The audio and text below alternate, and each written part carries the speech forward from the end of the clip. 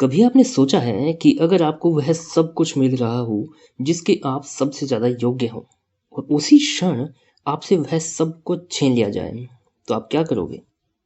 हम में से अधिकतर लोग शायद उस समय अपना धैर्य और संयम खोकर क्रोध या निराशा के वशीभूत हो जाएंगे। लेकिन भगवान श्री राम ऐसे बिल्कुल नहीं थे।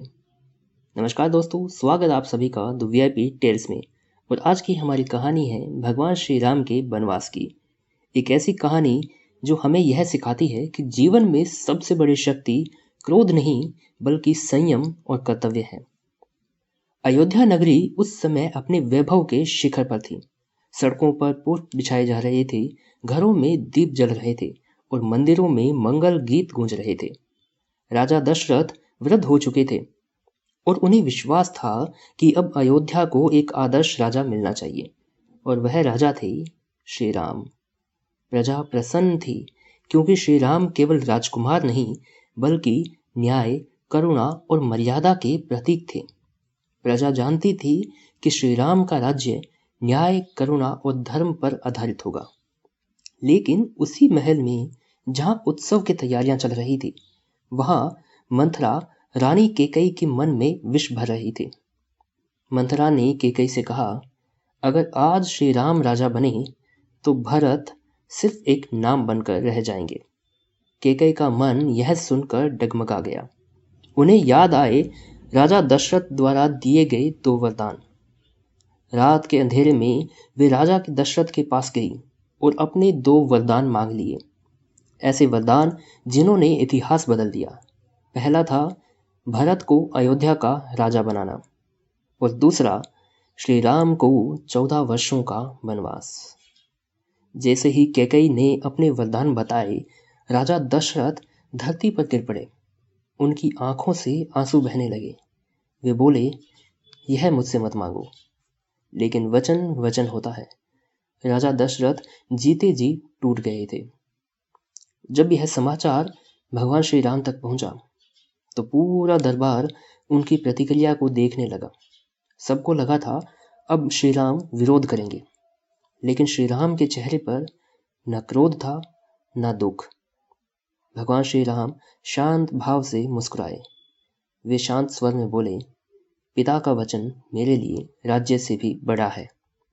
यह सुनकर सभा स्तब्ध रह गई, क्योंकि यही सच्चा बल था। माता कौशल्या तक जब यह समाचार पहुंचा तो वे अपने आंसू रोक न सकी। उन्होंने कहा, बेटा, यह अन्याय है।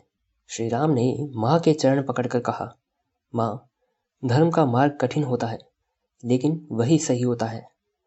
जब सीता माता को पता चला तो उन्होंने बिना एक पल का सोचे कहा, जहां आप वहीं मैं।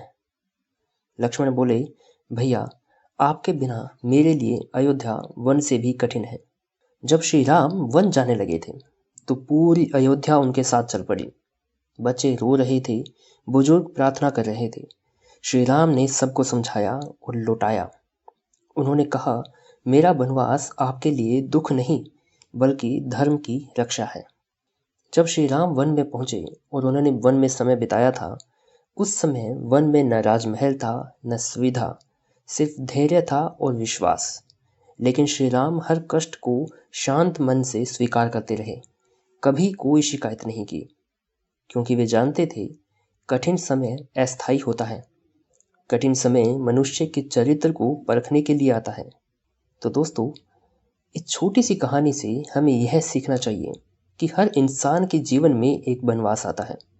जब मेहनत का फल नजर नहीं आता, जब लोग आपको गलत समझते हैं, जब सब कुछ हमारे खिलाफ लगता है, तो भी अगर हम सही मार्ग ना छोड़ें तो वही संघर्ष हमारी पहचान बन जाता है और हमारे चरित्र को गढ़ता है।